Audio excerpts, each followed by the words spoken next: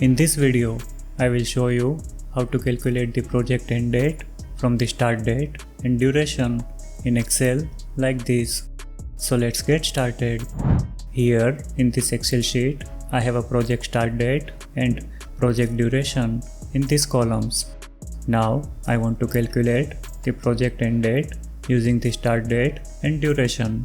The duration is given in the number of working days, so we cannot directly add that to the start date, but we need to add these many working days to calculate the end date.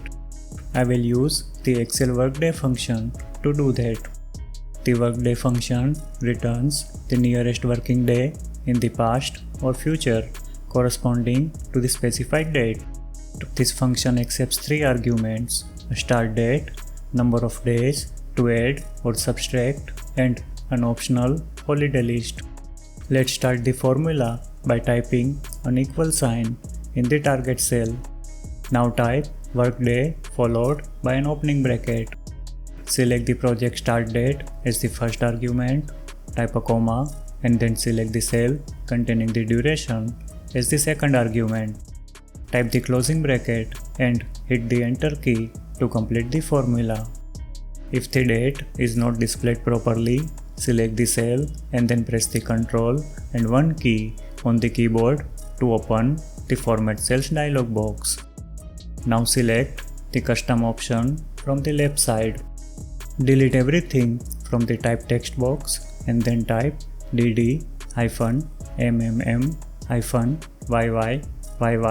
as the format. Click the OK button to close the dialog box. As you can see, we now have the project end date based on the start date and a duration of days. By default, the workday function only excludes the weekends, that is Saturdays and Sundays, from the count. To exclude the public holidays as well, we need to provide the third holiday argument to the workday function. For example, in this Excel sheet, I have a list of public holidays defined in this column. Let's modify the formula to specify this range of the cells as the third holiday list argument like this. Press the enter key to complete the formula. As you can see, our project end date formula has now excluded the public holidays as well. We can also use a similar formula to calculate the project start date from the project end date and duration. In this case, we need to subtract the given number of working days from the project end date. To calculate the project start date, select the project end date as the first argument of the workday function. Since we want to subtract the days from the project end date, type a minus sign and then select the duration as the second argument.